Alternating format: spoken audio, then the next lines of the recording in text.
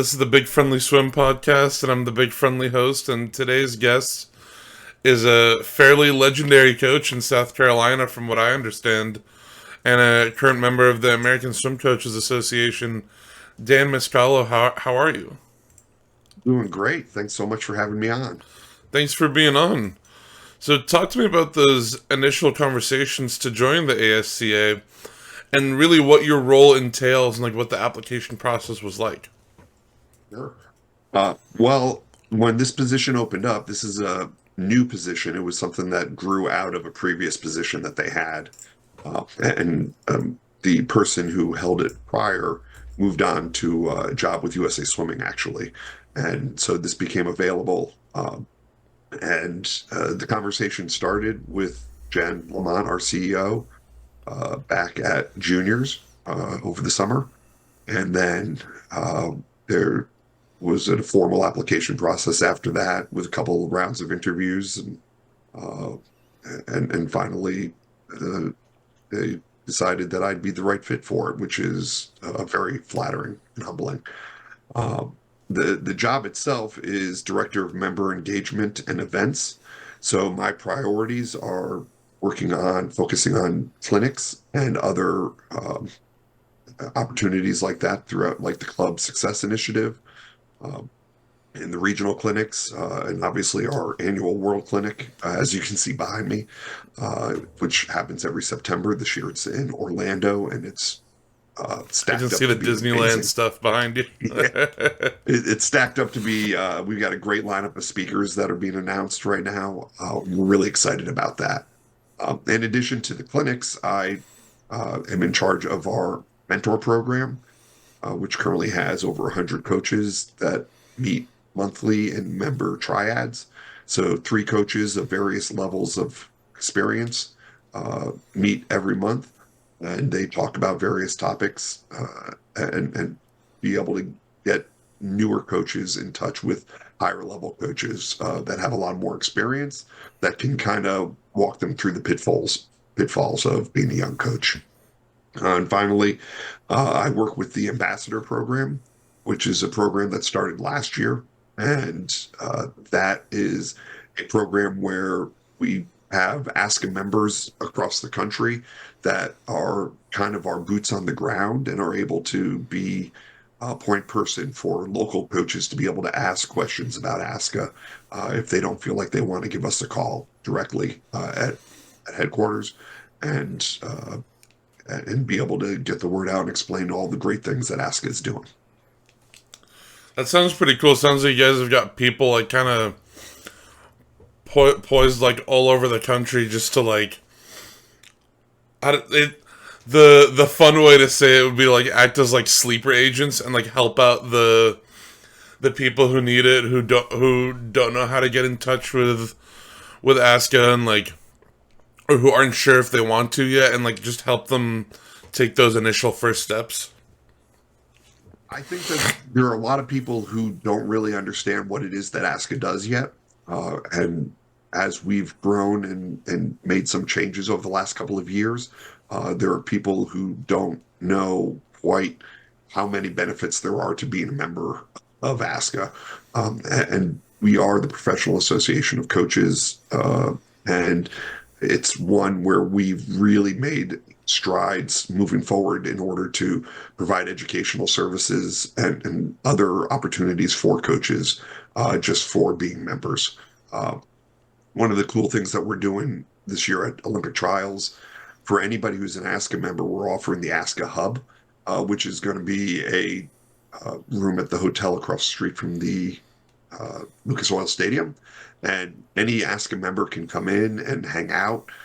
Russell Mark's going to be there. So if you have video that you want to bring, he'll help you break that down. And we're going to have talks almost every day. There'll be snacks. We're doing a happy hour before finals. It's going to be a great thing, and that's free to members. So we do things like that throughout the year, providing free educational opportunities for anybody who has their membership. That sounds really cool, actually, like, especially for that'll probably be a really cool opportunity for coaches who are there with like one or two athletes who can learn a lot from that experience. Like coaches who haven't had as much experience being at like an Olympic trials or like any sort of big national meet that we have, they'd probably get a lot of experience out of that and a lot of cool things out of that. Yeah, we're really excited about it. We know that there are a lot of coaches, like you said, that have one kid and one or two events. There's also a lot of coaches that go to the meet just to observe it, who don't have any athletes, and we're hoping that they want to take advantage of this as well and be around as many coaches as possible throughout that time in Indy. So I actually found one of your presentations from last year, and I watched some of it. I skipped through some of it, just started looking around and seeing and listening to some of the stuff you were talking about. And I was wondering if you can talk about an idea that you listed and whether or not you were ever able to actually see it in action or like see how it worked in action. It was the senior-led pre-comp meets. And it was a really interesting idea to me, and it was something that is kind of a no-brainer once I thought about it a little bit. But was that ever an idea you were able to implement as a coach? And like, was it a success? Or did it happen again? Absolutely, we would run those 3 or 4 times a year, and our senior groups loved it. We would have them themed, and our seniors would dress up in costumes to the theme. Whoever had the best costume would get a little prize. So we had like we have the Great Pumpkin one. We've got uh, a holiday one where they show up in their ugly sweaters. We have a sports themed one in the spring. It's where you wear your favorite college apparel, that sort of stuff. And with that spring one, we would always tie in our senior graduating class and be able to introduce. We do like a little signing recognition for everybody all of our graduating seniors and what school they're going to and why they chose that school. And it's a great way to do that in front of the youngest members of the team and their parents to show them, hey, these are kids that started on our team when they were 6, 7, 8 years old and are moving forward. And now look, they're going on to swim in college. So that's a really cool way to tie it in. But the competition itself, it's always a lot of fun. It's grown from when I started there back in 2018, we had 10 to 15 kids showing up for that on the pre-comp side. I think at the last one that we did, we had 48 kids show up there. So it's been wonderful. And the senior kids, we usually put 2 kids in charge of each heat, and we'll run 6 or 7 heats. So they're the coaches for that heat.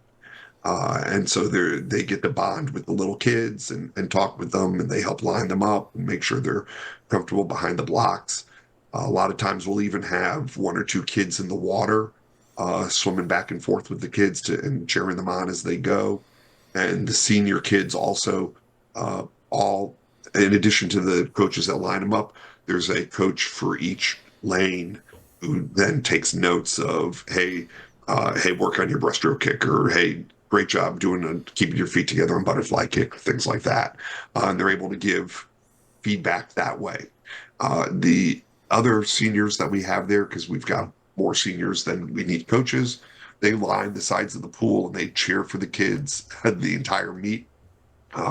They do like hand tunnel, where they put their hands up and the kids all walk through the tunnel before every race, and they're cheering them on and high-fiving and hooting and hollering and having a really good time. And all in all, it takes about an hour. And then the senior kids get in and we swim for another hour afterwards. And so it's a pretty laid back practice, but I think that it's something that's really important, especially the program that I was with was about 400 plus athletes. And it was such a cool way in order to keep our senior kids connected to our youngest kids, and to make a 400 member team feel like it's a 100 member team, and really be able to maintain that family atmosphere within a larger club. I absolutely love any ideas that involve the senior kids and the older kids on the team getting involved with those young athletes, because it does stick with them. It does stay with those young kids. There are kids that when I was on my club team, I haven't been on my club team as an athlete in like 4 or 5 years. But there are kids on that club team who I made that bond with as a senior athlete when they were like 7, 8 years old, and they still remember me. They still every time I see, because my younger brother's still on the team, and every time I see them, they still come and give me a high five or ask me how I'm doing. Like they remember all of those positive things that happen, and Yeah, it'll stay with them for the rest of their swim career. absolutely. I mean, these kids do, in addition to the pre-comp meets, we do called buddy days, and they are partnered with kids in our lowest competitive groups as well. And around about 3 or 4 times a year, they do buddy days where they're assigned a buddy for the entire year. And they just it's so cool to see them get in the waters and coach the kids during those practices. But then for things like our 8 and under state meet, they will write good luck cards to the kids before their first 8 and under state meet or something like that. And it goes so far as that I've had kids come back and coach, and or while they're in college, your younger buddy, when they make their first Y national cut, I'll get a text from the kid, "Hey, that's my buddy. I'm the reason that he did that," you know? And you can pull that kid aside after they make their cut and be like, "Hey, your buddy just reached out and said congratulations and all that," and you can just see them kind of like bow up a little bit and just be like, "Hey, they remember me. That's awesome." And once that happens, then you get through a cycle of that, and you can be like, "Hey, you guys remember your buddies, right? Now you get to make those memories for these little kids," and it just becomes this self-perpetuating thing where they just absolutely love Buddy Day, and they look forward to it, and they all come up with their special high fives at the end of practice, and do all sorts of fun stuff. I know that my daughter swam, and she had stopped swimming by the time she was 10, but until she was 12, she had the good luck note from her buddy before her 8 and under state meet was sitting up on her bulletin board. And it's just one of those things that these older kids don't always realize how much it means, and it makes the difference so many times between getting a kid to stay in the sport or deciding to try something else. And I've still got like I'm looking around in my room. I've still got like thank you notes and thank you drawings from those kids and any of the young kids that I've coached. Like so, it's stuck with me. I've still got all of those notes that kids have given me, like telling me like thank you for coaching me, thank you for helping me with my swim or cheering me on for my swim. So like speaking as one of those older athletes, it sticks with me too. Like it's a positive experience for both ends of that, like ends of that relationship. So take me through your coaching history. You've been a staple of like the South Carolina swim community, and you're often recognized by your peers. There's several times where you won like awards recognizing your coaching in South Carolina. And what's been like the defining trait of what you've brought into your coaching, and like some of the different mentalities you've had coaching each age group? Sure. So I came down to South Carolina in 2018 uh, and took over a historically strong program. So I was very lucky to inherit uh, a program with established culture and really great history within the LSC. And so I felt very privileged to be able to kind of build upon that and continue bringing it in the right direction, I think. Especially as we went through the pandemic and everything, that was a real challenge. But uh, I've coached at all levels previously. Prior to being head coach down here, I'd been associate head coach and head age group coach for a smaller wide team up in Connecticut for 13 years, and also coached the high school team up there, and had coached at all different levels with clubs moving up, which I think is something that I took with me to this position down in South Carolina. Um, it was because of my history as an age group coach. I was able to kind of see the big picture a little bit better and kind of understand where I kind of be able to keep in mind all of the things that were important to me as an age group coach. And so be able to help the age group coaches on this club by whether it was, hey, if if an age group coach comes to me and says, hey, I need another lane or two today because I'm trying to do something, I'll be willing to give up those lanes and be able to give them the space rather than it always feeling like the top group gets all the space and the age groupers are crammed into a lane or things like that. And that was something that I was able to take away because I had great head coaches that I worked for in the past. And I've heard otherwise from other age group coaches. And so being able to understand and look at the big picture a lot better, I think was very important for me. So, throughout your coaching career, you've talked about like the different size teams you've coached, and this is something I've always found to be an interesting question to ask coaches: is with varying team sizes, how do you handle coaching a team that, let's say, has 40 athletes compared to a team that has like 400 athletes? Very differently. One of the biggest things that I had to learn when I moved to South Carolina was how to manage a staff very differently. Uh, when I was in Cheshire, we had about 180 kids, and there were times where there were only two or three coaches on the staff. And so it was pretty much everything was you want something done, you do it yourself. And Sean Farrell, who's the head coach there, and does an amazing job. And I worked really well together, and we'd gotten to a point where he could kind of let me just focus on the 12 and unders, and he focused on the 13 and overs, and we were doing it all. And there were years where we had six or seven coaches, and then there was a year there I think where it was just the two of us for a little while.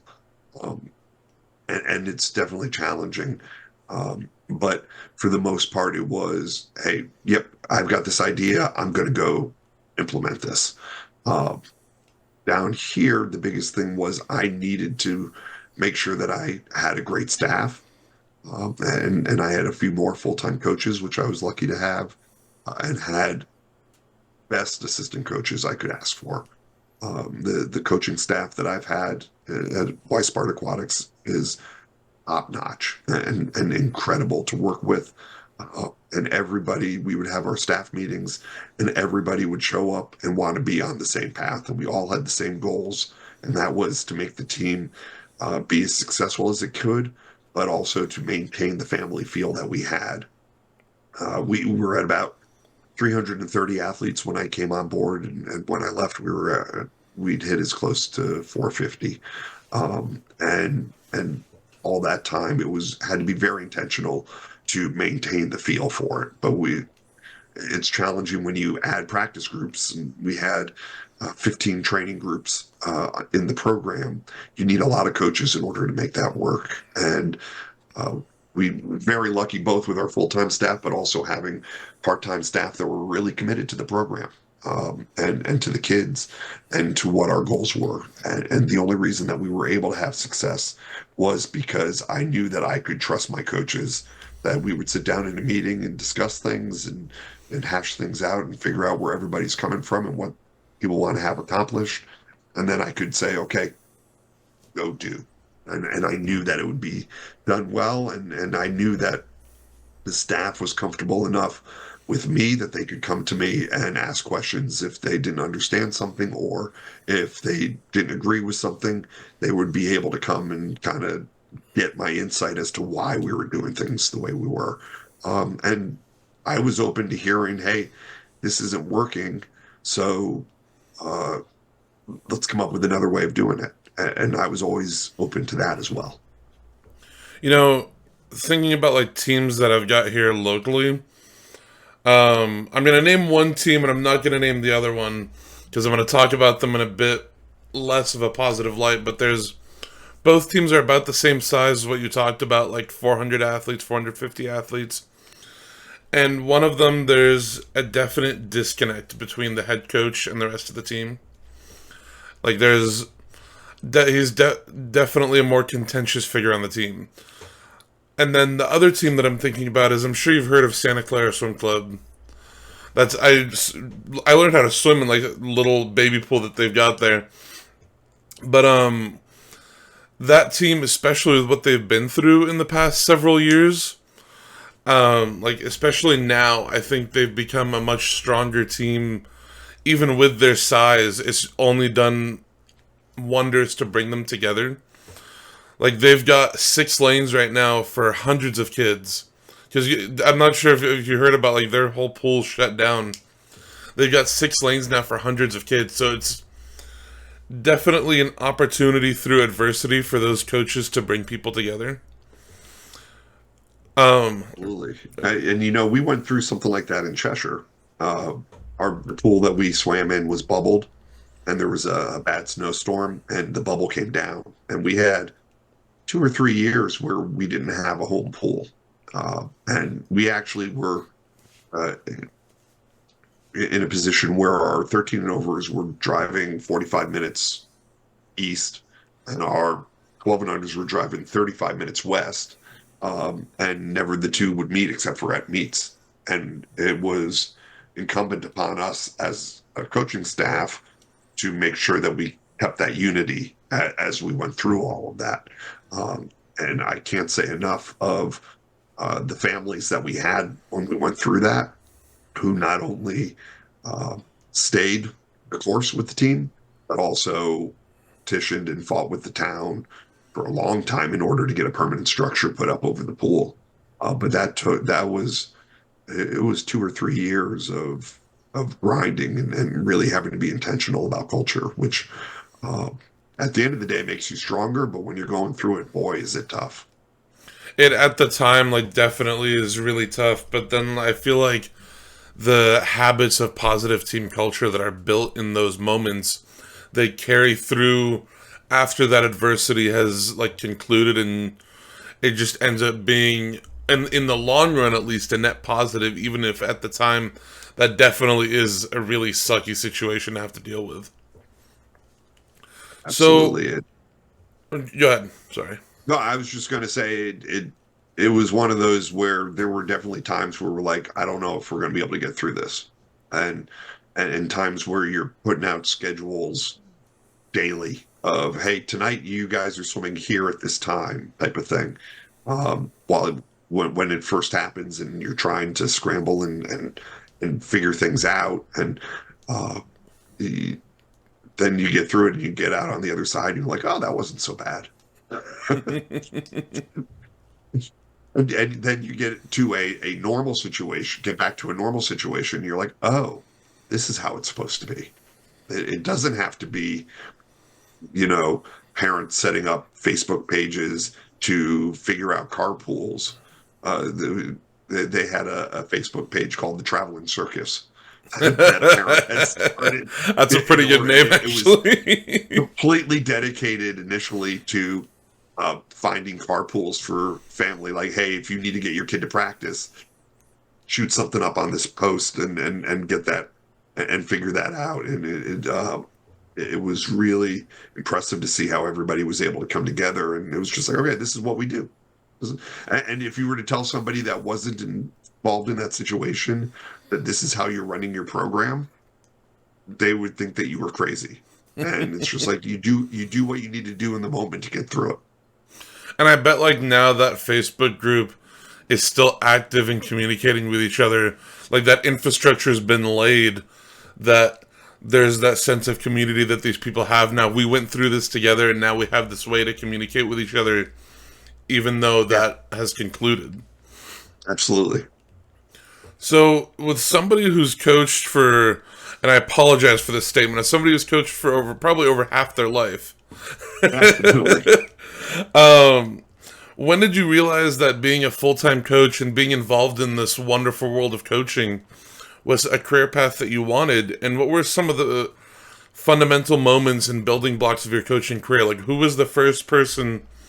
Because I feel like this is true for every coach. There's always somebody who takes a chance on you and gives you that first opportunity to become a coach. Sure. So I'd done a little bit of like summer coaching here and there. That was just what you did when you were a lifeguard and coaching the town pool team in the summers. But I went to college for television and radio broadcasting, And while I was doing some internships my senior year, and upon graduating, I was coaching in order to pay the bills a little bit, since the internships were unpaid. And I started coaching for my future mother-in-law, and she was great about kind of getting me involved. She was the one that turned me towards ASCA originally, and and just really imparted upon me the need to continue learning, and also the need to understand you need to coach the little kids before you start coaching the senior kids, type of thing. And I quickly realized that not only did I enjoy coaching better than I enjoyed television, I was much better at it than I was at television and radio. So I started coaching, and when we got married, I was just trying to find some sort of part-time gig to keep my toes wet, and ended up being offered my first head coaching job, Holyoke Y, up in Massachusetts, a little 80-member YMCA club that had some decent success locally. And I spent a year there, and really learned a lot. The former head coach was actually the program director, and he was great at mentoring and kind of getting me on my way. And then it kind of went from there. And I realized, hey, this is what I want to do for career. And I never looked back after that. I remember my first time coaching. I coached for a summer league team. Like, I was in the water coaching with the kids. And, like, I loved it. It was so much fun. And I started... My love for swimming started a bit later. Like, I swam for Santa Clara Swim Club when I was a kid. When we moved, and I swam for a club team, or for a summer league team for a few years. And then after the 2016 Olympics, I joined a club team, like, right after my freshman season of high school. And swam with them, and it was a meet, I think my junior year of high school, where none of the coaches were there. It was a meet that I just signed up for to go swim, like, 2 events. And I got there, and there was, like, 10 or 12 younger kids from the team who were, like, 8 to 12 years old, all swimming at the meet. So I ended up, without even, like, realizing that I was going to do it, I ended up coaching them through all of their races, getting their splits, talking to them behind the blocks after their races. And I didn't really think anything of it, but apparently all of those parents went to the head coach of the team and were like, hey, you've got this kid in your senior group who just coached all of our kids for us, and it was awesome. Because, like, at the very next morning practice, my coach comes to me, he's like, so when are we going to get you your own group? And Great. I just remember being so grateful that he took that chance on me, because it was a world that I absolutely fell in love with. Like, I loved coaching. Like, now I'm lined up to be a head coach for a summer league team this summer, and then I'm going to be doing some volunteer coaching potentially with a local college team. So, like, I definitely remember, like, it was only like 5 years ago, but I still remember clearly, like, that initial conversation of, let's get you involved in this, let's get you into this. So something fun I wanted to do for last question I got for you. I'm not sure if you saw the link that I put in the... Yeah. I realize now that sending you that as a PDF might have been difficult to click that link. But I can drop it in the chat for you. And I'll put it on screen in, like, in the final edit of this interview. But I wanted to talk about two of your sets that I found, because it's the swim nerd brain in me can't resist. Anytime I'm talking to a coach, being like, "Here's this thing that you created. Let's talk about it." Yeah. So let me know when you've got them up in front of you, and we'll go I got through the. So the first one is called the Wild and Wacky Kick Set with Coach Dan Mascolo of Sea Dog.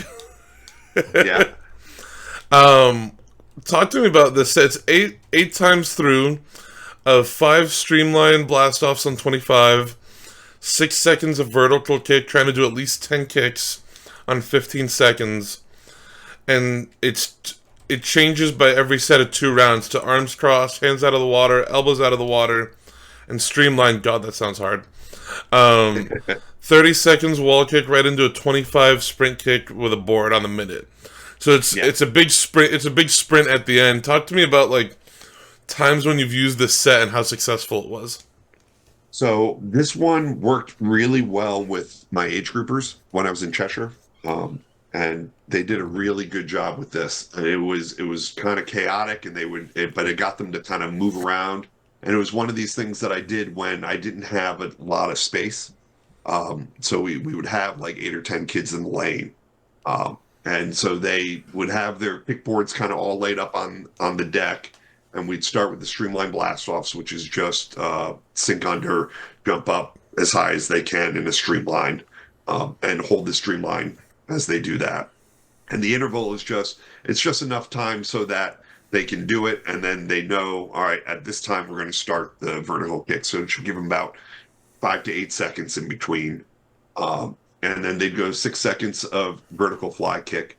And when they did that, that was just trying to work on tempo for the fly kick. It's only 6 seconds, but that's about how long they'll be underwater when they come off the wall as they do that. And we're just trying to get them to get comfortable being really fast with the tempo of those kicks. And then the 15 seconds gives them time where they all can get from the vertical kick to the wall. They go a 30-second wall kick with their arms locked out. And then at the 30-second mark, I give them a 5-second countdown and say, go. And they all just grab their boards. And it's just a mad sprint to the other end. And that's on a minute. So they're getting about 30 to 40 seconds rest in between rounds as they go through that. And it was something where we got a lot of really good kicking done in a relatively short amount of time. But it wasn't just sitting on a kickboard and trying to get them to kick. And it was just something that I had come up with in order to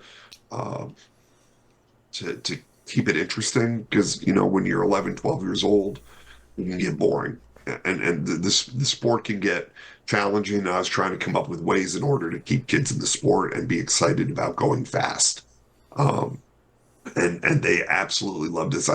We probably did this like once or twice a season for a couple of years, and they really liked it. And they loved when I would set up my phone and do like a time lapse of it, and it would just be just moving all over the place, and they had a really good time with it. But it was a lot of fun. I tried doing it with my seniors when I first came down to South Carolina, and it was just at that time it was just a little too chaotic for them. I probably should have done this with my group my last year or two. I bet they would have loved this. But you know, out of sight, out of mind. And I'd not done this for a little while. You know, this kind of reminds me of a set that I did with my coach on my club team that I think is it's a little bit different, but it was any number of 50s where you'd start with your hands out pressed against the wall, kicking, and then as soon as he'd say go, be a flip turn, dolphin kick, and do about like 5 strokes, and then do like 5 streamline blast offs from the bottom of the pool, and then swim to the wall, like 5 swimmer push-ups, and then sprint back. And it accomplished a similar thing of like getting us moving, getting us doing a lot of fast swimming and a lot of explosive work. But like we all had so much fun with it because it'd take like 30 minutes because every group would go one at a time if we had the space. But this set reminds me of it because it gets you moving. It's changes things up from doing like 200s kick or 350s swim. Like it changes it up to make it a little bit more exciting, a little bit more fun for people. So the next set I want to talk to you about is called the X set. And it's 5 100s free at a certain interval, minute rest. 5 100s free at -5 of that initial interval. And then it keeps going Five 100s at minus 10, five 100s minus 15, and five 100s minus 20. So Yeah. this seems like it's a set probably geared more towards some older kids, like maybe some like young teens could do this. But talk to me about this set and like what applications you've had for it. So I did this with 9 to 12 year olds initially, um, and it was kind of our baseline for uh, our groups that we were able to really use it, and it was a set that I'd come up with actually my first year when I was coaching in Holyoke.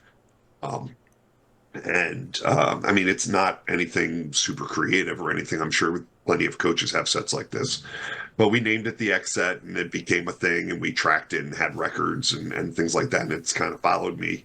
I brought it to all the clubs that I've been with since then, and I'm sure that I have plenty of alumni that right now are shuddering if they're watching this, thinking about this set. But it was a great challenge set for them. My so for like my top 11 and 12 year olds, uh, we would start at 130 or 125 and work our way down. And I would have kids getting down to like 105 as 11 and 12 year olds, and really good. And the biggest thing that I got out of it was trying to explain to kids, uh, hey, get out of your mind what you think training intervals should be, that how much rest you think you need to be getting.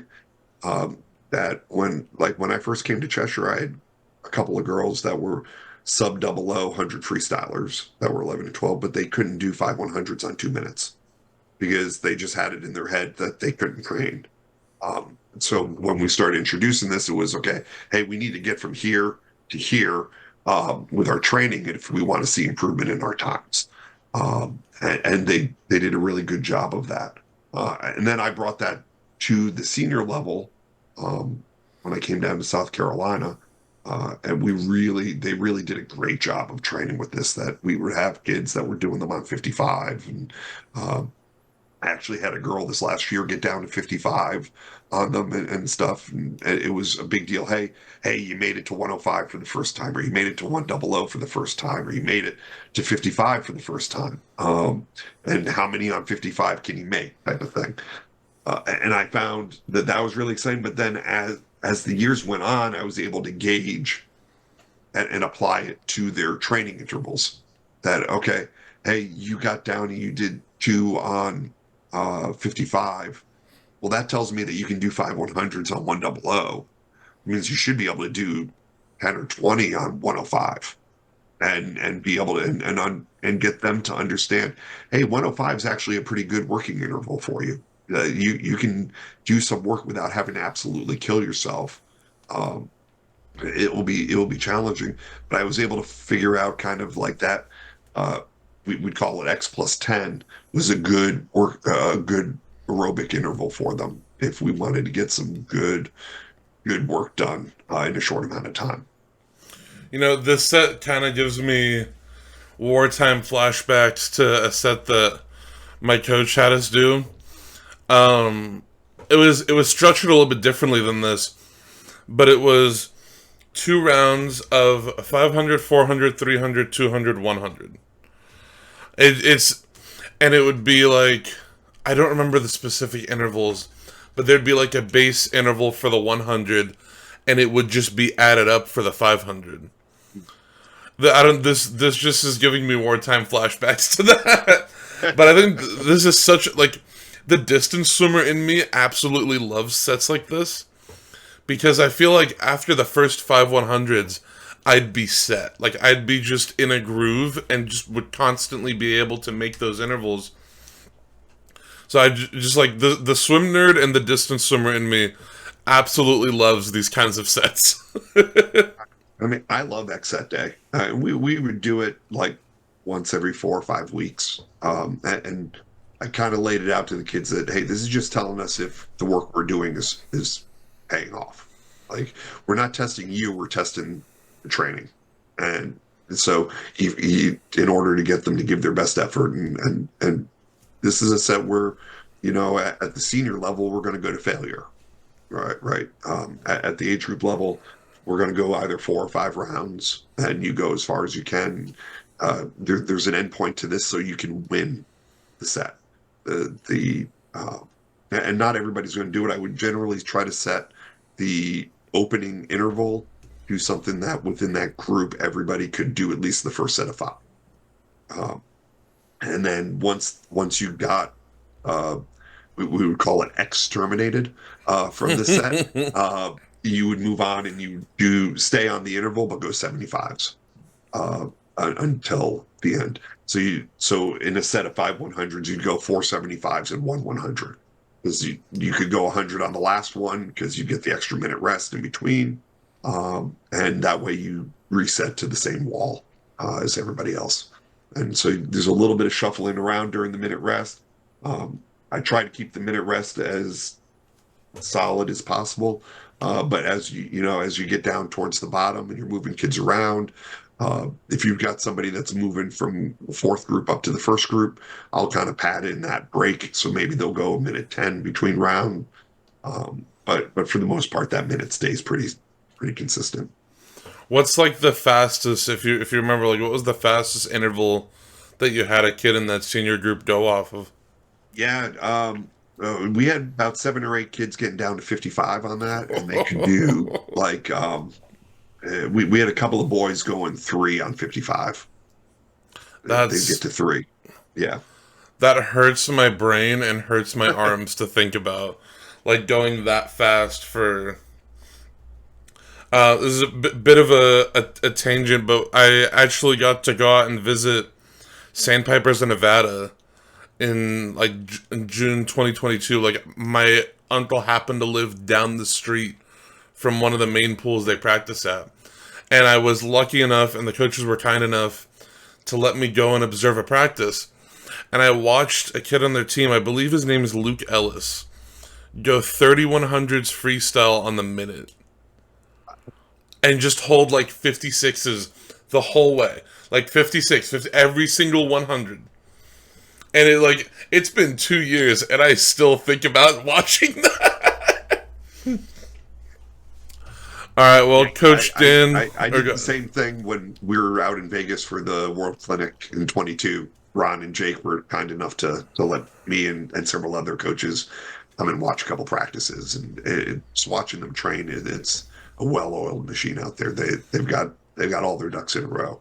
And they're so good with their kids. Like, I think there was, towards the end of the 3100s, one of the athletes started missing the interval and just started falling off the interval a little bit. And I watched the coach at the time. I think Ron was at like the Tier Pro Swim Series meet. I'm not sure where it was at the time, but I watched Coach Michael Kinross. He like sat down with the kid, told him like, okay, rest for 100, and there was no negativity there. There was no like negative reinforcement there. It was only, hey, let's take a break. Like, you're doing so good on this set. Like, you've made all these 100s. Just take a breath, reset, drink some water, and just try to get back in the swing of things. And I don't know if it's the way he said it or if it's the fact that he's probably said that to his athletes consistently and he's built that trust with them. But that kid got back on the interval and made like the next 10 100s. Just kind of understanding, hey, we're here for you is the biggest thing that you can do as a coach. I always joke with, you don't need to yell like a pool deck doesn't need to be a place where it's just screaming and yelling and all the time. It should be conversational. Yeah. Oh, definitely. Yeah, you got to raise your voice to be heard sometimes if you're trying to talk to 7 or 8 lanes, but it's never aggressive. It's always, hey, I want this for you. It's never about the coach. It's about the athlete. And the more that the athletes hear that consistently throughout a program, the more they realize that they're in the right place. As a person with a very loud voice, I agree with that so much because there's a big difference between raising your voice to be heard in a big space and raising your voice to be aggressive and like mean. All right, well, Coach Dan, thank you so much for sitting down with me. This was a lot of fun. I always love talking to coaches because I feel like it can be a very like logistical and like conversation that's always really informative. So thank you so much for sitting down and talking with me. This was great.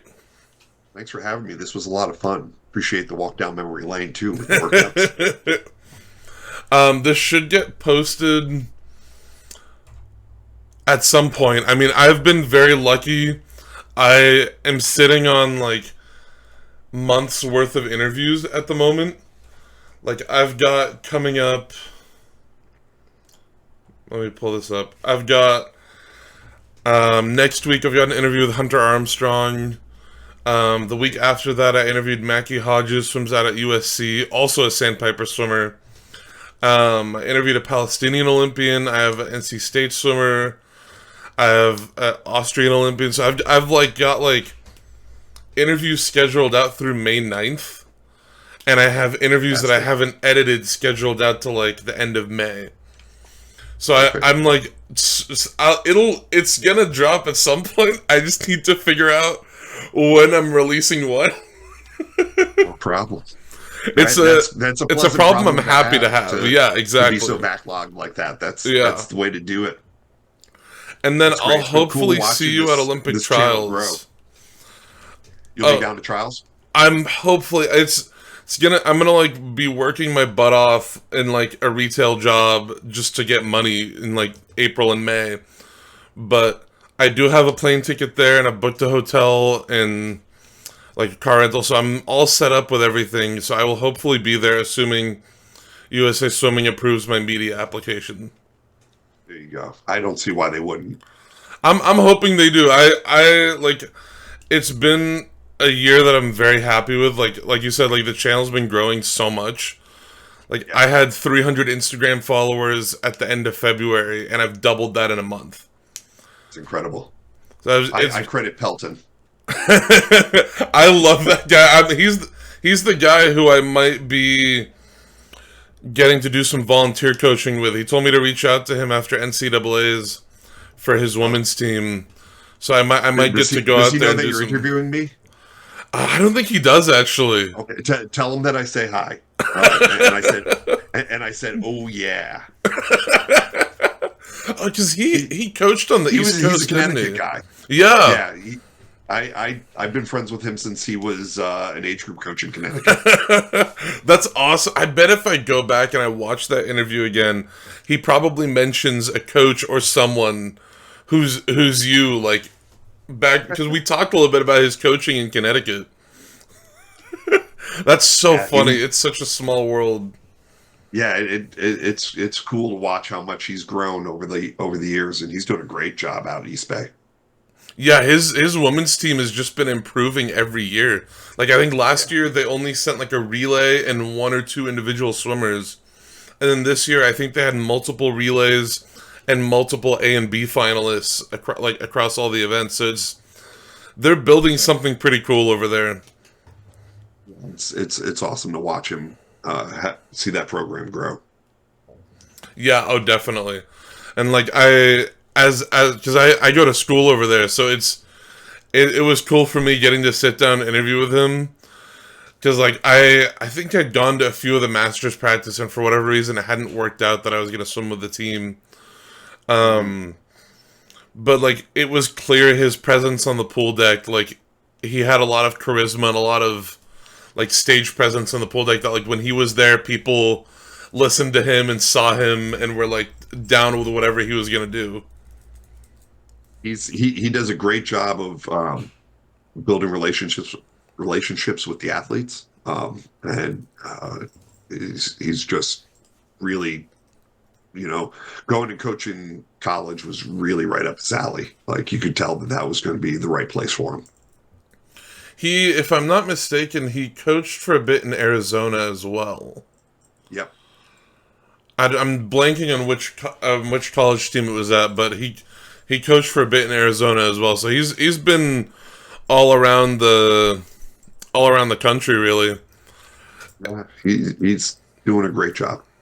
It's been cool for me like interviewing all these different people because like without even realizing it, people that I've interviewed have a history together. Yes. we joke at ASCA that the first question we'll ask, well, what's your swimming history, and figure out 6 degrees of swimming separation. Yeah. That everybody knows everybody somehow, some way. I mean, I interviewed this Penn State swimmer who had cancer. She's in remission now.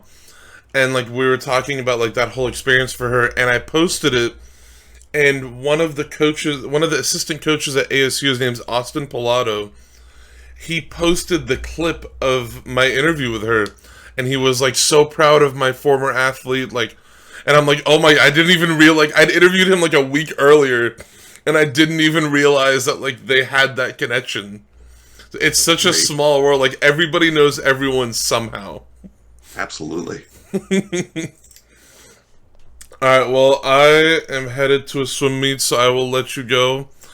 Fun and safe travels. It sounds Yeah. like you're traveling a little bit over the next couple of weeks. Oh, yeah, I'm heading down to Dubai Oh, wow. tomorrow, actually.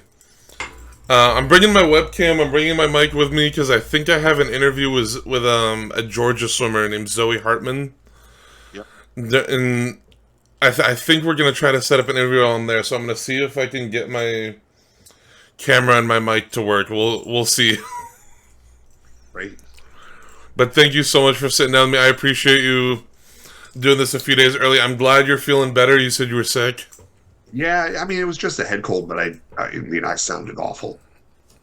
Those suck because like you feel generally kind of okay, but then like you sound like you're on the verge of death. Yeah, and it was one of those that my voice would give out after 5 minutes. So I'm glad that it held up for this conversation. I'm glad it did too. I'm glad you're feeling better. Like that's awesome. Before my last question for you, what do you think Marshawn is going in the 400 IM tonight? Oh boy, I think his record's 328. Yeah, I think 27.5. I think so too. Oh, and then what do you think Josh Liendo's going in the 100 fly? Because you're up to 43.3. He was just gobbling up water with every stroke. I think that record is toast. With him is not only is he so fast underwater, but his efficiency, he just launches himself with every catch. I don't know. I mean, I can see a 42.2. I think that record's toast, either from him or Yusuf Ramadan is lurking down there in 6th, and he went 2 best times in his 50 free last night, so he's obviously like on form, like he's having a good meet. Well, don't sleep on Ilya. Oh yeah, true. Yeah, he's been 43 already this Ramadan season. This morning, and I think he's ready to go. Although I think he's going to show up in the 2 fly a little bit more. It's a loaded. I mean, 44.6 just to make the final. It's ridiculous like, watching. That's absurd. 44.99. The women's meet was super exciting, but this men's meet, it's just like everybody's showing up for the fight. There was like, I feel like there was a brief question in my brain, which might have been really stupid of me, but a brief question in my brain of like, oh, is Virginia vulnerable at the women's meet? Which ultimately I was very wrong. But like Texas had a great meet. Stanford had a pretty good meet too. They've got a lot of freshmen and sophomores on their women's team, so they've got a lot of building coming up. But this meet has been remarkably close, I feel like. I mean, ASU is like 30 points ahead of everyone, but like Florida has won 2 relays, Cal has won a relay. So it's been a remarkably close meet amongst all the top 5 teams. It's incredible how fast these teams were swimming in season and then are all coming in and dropping ridiculous times. The men's NCAA in general has changed so much over the last 5 years of just understanding. Hey, it's not just going to be, hey, we're going to grind until March and then we're going to go fast. People are swimming fast all year long, and it's pretty incredible. I mean, that was something I talked with. I interviewed Herbie Bem last month. Yep. And I talked to him about that mentality of swimming fast year round, and he was talking about like how he's seen that culture change. And I think ASU was a big part in that. Was like, at first people were kind of scratching their head of like, why are you wearing a tech suit in the middle of like December or November? And then Marchand goes 331 in January, and people are like, all right, that's why they're doing it. I mean, like, it took 45-2. I've got this in front of me. It took 45-2 to final in the 100 backstroke and 51-8 to final in the 100 breaststroke. That's ridiculous. It took 51-2 to final in the 100 breast in the A final. That's a 44-5, 44-58 didn't make the A final of the 100 back. It's crazy. That's just absurd. One of the things, if I can toot our own horn a little bit with ASCA, we've got, so I know that you're prevalent on social media. Yeah. You've seen the back and forth that Herbie and Salo have had back and forth, right? So we're having the two of them have a debate on stage at the World Clinic. And so for an hour, because even though they're both very sprint-focused coaches, they have got different ways that they like to achieve that. And they both feel very strongly about their That's going to be a pretty fun... Is that going to be broadcast anywhere? No, you got to be in person. you got to be there to see it. But we asked Herbie. He goes, "Well, if Salo's okay with it, I'm fine with it." And Salo's like, "Is Herbie up to it?" He's like, "Yeah."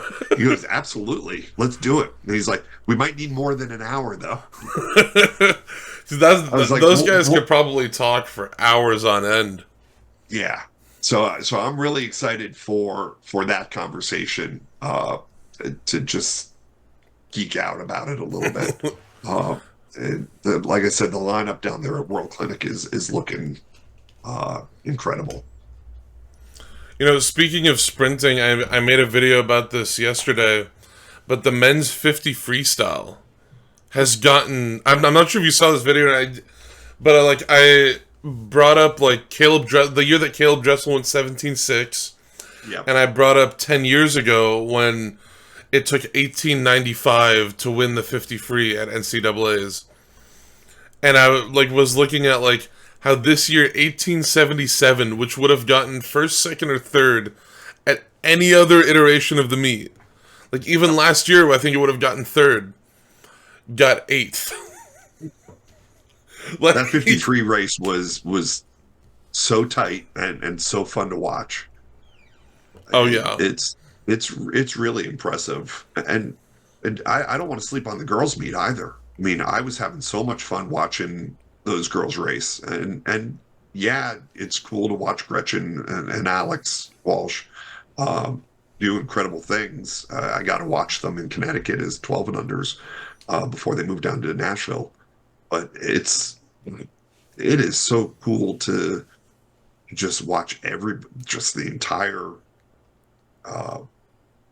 the entire field is racing, and the amount that it's changed and what's considered fast. We're really going through a revolution, and at all levels. I can't wait to see even watch the 1650 for this meet. I think that's going to be an incredible race. Oh, I always love watching the mile in short course and long course. I get so mad when NBC cuts to an ad in the middle of the mile, especially at World Championships. I'm like, we've got the top 8 of the top 10 ever in the mile swimming at the same time, and you guys are cutting to an ad? Right. It is absurd to me that they do that. But I mean, this is a comparison I made from my non-swim friends, that Gretchen Walsh's 47.4 in the 100 fly would have been less than a tenth of a second off of 8th place in the 100 freestyle. And how Caleb Dressel's 100 fly, which was considered a crazy out there record, wouldn't even make top 16. To try to contextualize for them how absurd that swim is. Yeah. It's ridiculous. I mean, even behind her, I think there was 2 women under 50, which is a historically fast final. They look pedestrian. Yeah. Yeah. I'm so excited for the rest of this meet and this summer. It's gonna be a crazy. So, and I'm so happy seeing like smaller teams get represented. Like it isn't just Florida, Cal, Texas, and now ASU. Like in the 100 breaststroke, I'm looking at this guy named Jack Horner, got 16th in the 100 breaststroke out of Utah, and he's Right. probably like one of the three swimmers they have at this meet. Yeah. It's really cool to see kids are coming up out of these non-powerhouse schools, and Yeah. uh, I think that we're seeing a lot of turnover in coaches also, and these coaches are realizing, hey, the sports at some of these schools is kind of becoming more like basketball, where hey, I've got two to 3 years tops to make a difference, and I can't. I'm not going to be able to get this. This isn't a job that I'm getting, and I'm guaranteed 20 years, right? It's we need to come in and completely overhaul everything and change everything and show improvement, even though these aren't the kids that I recruited. Someone that I think would be a good person to keep an eye on. This is my swim nerd brand. It's a guy that I talked to in December named Jordan Tiffany. I'm not sure if you've heard of him. He Not yet. was a D1 swimmer out of Tennessee. Went there for a year, burnt out of swimming, didn't really want to do it anymore, moved back to Utah, and just was in the weight room for like a year and worked like a landscaping job with one of his buddies, like just making money. And in like summer 2022, he was working out with one of his friends who was on the BYU swim team. And his friend told him like, "Hey, I want to see what you can go on a 50 freestyle." And this guy gets in the water, goes 21.5 in the 50 freestyle, and he was like a longer distance swimmer, so his best 50 free was like 21.5. And it was off of a phone stopwatch, so it wasn't like the most accurate thing in the world, but it got it in his brain of like, okay, maybe. And he like a few months later talked to the BYU coach and was like, "Take a chance on me, let me come on the team, let me try this." And it's been about a year and a half since he did that, and he was ninth in the 100 fly or he's 10th in the 100 fly at NCAA's. He went 44.8, but he's been like Holy cow. 44.5 this season. And he Yep. went 141.5 in the 2 a.m. He's been like 19.1 in the 50 free. He's a guy who I think this year might not be his year, but he'll be a senior next year, and his trajectory is only gonna go up. It's incredible. Like that's someone my swim nerd brain wanted to bring up. But he's a guy to keep an eye on because he's kind of flying under the radar. Not many people know him, but he's definitely got the potential to be a challenger for an NCAA title next year. That's awesome. I love stories like that. They just come out of nowhere, and it's just through hard work and the Yeah. desire. I mean, he Very told me cool. he's swimming like 1,200 yards of practice of just sprinting. So he's having fun. He's not doing the crazy yards that he was before, and he's Right. having fun. And he's swimming so fast. I mean, like 44.8 in the 100. 40. First of all, 44.8 not making a final is crazy to me. Yes. Like, I don't know. It's every event's gonna be so fast. Like at this rate, like tomorrow, 41 flat won't make final in the 100 freestyle. I'm joking, but like watch that happen in the A final. Everybody goes under 41. That just nobody goes 39, but everybody goes 40. Yeah, And I'm hoping we see a 39. It'd so be fun. I'm really excited for that. But I mean, that Dressel swim was just there was just something magical about him going Yeah, 39.9. Um, and he probably would have and gone faster if it wasn't the last swim of the meet. if it wasn't, yeah, I mean, he was gassed by the end of it. Uh, but just I'm so glad that he went to 39 just to show that it can be done, Yeah, and it just illustrated kind of how next level that meet was. You know, the 17.6, 39.9, 40, what was it, 42? 42-3 or something. It was like 42-8 in the one fly. Yeah, I mean, just incredible. What what he did at that meet. And that 39 though was just wow. And that was either the same year or the year after Texas what broke 3 minutes in the medley relay. Yeah. It was just like some of these barriers that were being broken, and or Kevin Cord's going under 150 in the two breast, and I think that was the same year Ian Finity went 49 in the 100 breast. Or it might have been the year after that. It was just insane to watch those barriers being broken. Something about those magic numbers. I mean, that 50 freestyle, like I think it was Ryan Hoffer who was second, and I don't remember. Yeah, but he beat like the best swimmers in the country and some of them like the best swimmers in the world. Yeah, it was like 1763. Yeah, 1763. Second place was like 1864, and I'm like, it's a 50 freestyle. Like, I don't think we're gonna see. Even Gretchen Walsh won hers by like, okay, it was 0.7 of a second, close enough. She still won it by an absurd margin. Yeah, and I mean, I think Mel Stewart had posted like, at what point do we have to talk about this as greatest? Like, what does she have to do to be considered? Yeah, having a better meet than Dressel. And in my mind, I was just like, she needed to have gone 19, or and that's not to take away from that 50, but then she goes 47 in the fly, and it's just, all right, well that would do it. Yeah. It's great. It was just that Dressel was like, it was that 17. It was those mythical 17 and 39 swims. Yeah. Of these are times that were just considered unfathomable. But that 47 was up there. So I don't know. And the 19 on the relay definitely was something. Oh yeah, else. 1995. I think she's got the potential to go in, because she's still got one more year. Unless she turns pro, she's still got one more year. Yeah. I think she's got that potential to go in 19.9 next year from a flat start. Considering how much she dropped this year. I mean, she was 20.8 at the beginning of the season was her best time. Well, and I mean, obviously, we're splitting hairs here, but I mean, she was a little long on her finish. Yeah. I mean, there was a few finishes where she was a little bit long, and I'm like, oh my god, you could have gone like a 10th faster. Yeah. But I mean, and her reaction time. Yeah. Like, her reaction time is like 0.2 slower than everyone else, and she's beating them to the first wall. But if you need to be 0.2 slower off the block to generate the power, yeah, I mean, I'm not mad at it.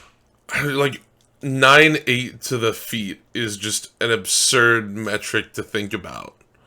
Yeah, like I wonder how long those records are gonna last. The 47.4, the 44.8 in the 100 free, the 20.3 in the 50. Like, those are gonna last a while.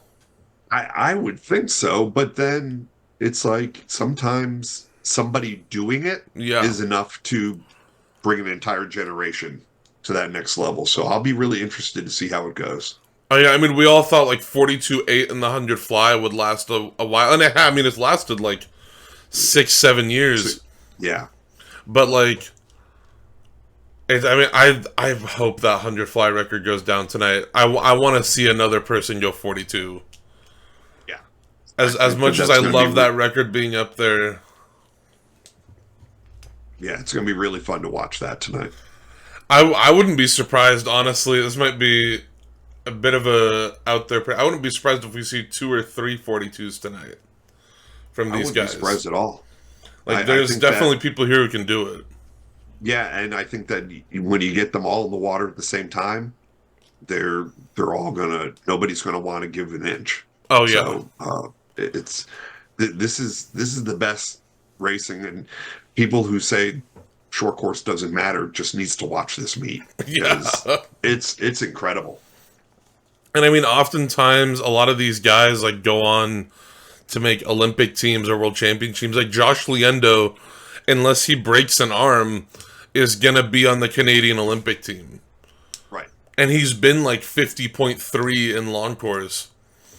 So like this is definitely a precursor to what these guys are capable of come this summer.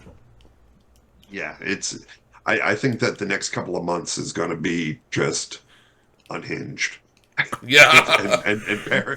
Paris is going to be just the Wild West. Because I think records are going to be falling left and right. And there's so many events that are like impossible. Like, how do you predict like the men's 100 free final, where going like 47 a few years ago would have been like you're the best of the best, and now it's like, all right, well, can you go 46? I think it's going to be where in the past the 48 low could sneak into eighth or something. Yeah, I think it's going to be 47.5 to get into yeah. heat, and then if not faster. And I think there are going to be multiple 46s. Oh yeah. Now here's one more fun question for you. Who do you think's winning that Olympic final? 100 free. Oh boy. Because I've got my prediction that like I'm happy with, but I'm wondering. I got my money on Popovich. I think he's been very quiet lately, and I think there's a reason for that. I think that he did what he did, and now he's gone back and is resetting and retooling, and I think he's going to pop off. My like very oddly specific predictions is I think in semifinals I think him and Panjan Lee both break the world record in the 100 free, but then I think it's Kyle Chalmers who takes it in the final. And knows how to get his hand on the wall. Yeah. Especially like he can swim through those big guys. Yeah. Like he can swim through that wash that those big guys put up, because he always is like 5th, 6th, or 7th on the 50, and then motors home and outsplits everybody on the second 50. But then I think Jack Alexey's got a shot too. I'll be very curious to see how his long course goes. He's completely retooled his training over the last 18 months and kind of figured it out. He's swimming out of his mind right now. Yeah. I mean, I think like the 200-yard free is a good indicator of where your long course 100 is. Yep.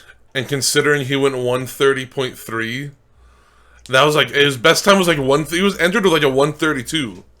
Right. So and you see what he did at was it Worlds where his streamline fell apart? Yeah, and he still went 48.0. Yeah, and then got silver. I think he'll be ready to go. Yeah, you know the Daves will have him firing on all cylinders. I think that final at Worlds, if he'd been in a middle lane next to Chalmers, I think he would have beaten him. If he'd been there seeing him, it would have been right there. Yeah, for sure. I'm really excited for the racing this summer. I think it's going to be out of this world. Oh yeah, there's easily a dozen races where like world records are goner, and you don't know who's going to win the race. Like, it could be anybody in that final. I'm really curious to see the thing I'm most curious about is who are the Americans we don't realize are going to be there. Yeah. What's going to happen at trials? There's always those stories of, especially I think on the guy side, where somebody pops up, because we don't have too many people that are locked into places, locked into spots right now. And so is a lot of what we're talking about with NCAAs are internationals. And so I think, and they're coming out of Worlds, it's like, oh, well, who's going to be standard bearers for the U.S.? So I wouldn't be surprised if there's somebody we're not even talking about right now that all of a sudden comes out of nowhere and is doing something crazy in Paris. I've got this is a bit of a biased pick because he's a friend of mine. But I've got a buddy who went 19.5 or 19.4 last season in the 50 and went 22.4 in the long course. This year, he's been 19.1 or 19 flat, and he was one spot off of making NCAA. It was like 1 or 2 spots. Like, whatever the cutoff was, he was like 100th or 2 slower than that. But he's been like 19-1, and I think he swims out at UNLV. His name's Bryson Huey. I think he's at least got a shot of being in that A final in at trials. I think so. Like I think 22-2 would make it in at trials for the final of the 50. So he's my dark horse of like, if he makes the team, I'm gonna be like, I told you guys. Because I think behind He's like Dressel, that guy you pick on your March Madness bracket, that 12 seed that gets through and be like, I'm a genius. Yeah. So he's a guy who I think like might not be there this summer, but he's been consistently improving, and like he's definitely better in long course. Yeah. Like well, he's a tall, lanky dude, and he's got so much power in his stroke. Yeah. That's very cool. Yeah. All right. Well, I am headed out to a swim meet in the wind and the rain. So. Ooh, have fun with that. That's the fun thing that I don't know how much you know about California swimming, but we are the coldest state and the wettest state where we swim outside. It's ridiculous. I've been to Far Westerns a few times, and I brought kids. My second year in Cheshire, we flew out there with a couple of 12 and unders, and the last day there had been a storm, and we got out there, and the tents were like up in the trees and stuff. And I had broken down our tent because I knew that sort of stuff could happen. And the kids each morning, their job was to go and open the tent. And so these 10 and 11-year-olds go running in. And I'm like, no, don't open it, don't open it. And the second that they opened it, the tent just took off on them. Just shredded. I'm like, oh, no. And they're like, we're sorry. I'm like, it's okay. We had a tent at a meet where it was like windy and rain. Like, it was like 40 mile per hour, 50 mile per hour winds. And there was a bunch of kids under a tent, and they went in to talk to their coach about 10 seconds after they left. Like, they had just gotten out of sight from us. A tree fell on the tent. Oh, my goodness. And, like, one of the dads, like, screamed and panicked and ran. I mean, luckily no one was under the tent. Right. But about 5 minutes later, they announced the meet was canceled. I would think so. We're not sure if those things were linked, but nobody was going to complain about getting to go home. Yeah, there have been some crazy ones out there. We've had tornado warnings and stuff. And oh my god! No, the meet goes on. It's okay. You guys are in the water. You'll be fine. Yeah. All right. Well, you have fun out in the cold and rain. Yeah. Thank you so much for sitting down with me. This is a lot of fun. Happy to do it. Let me know if there's anything I can do to help you out. Will do. Thank you so much.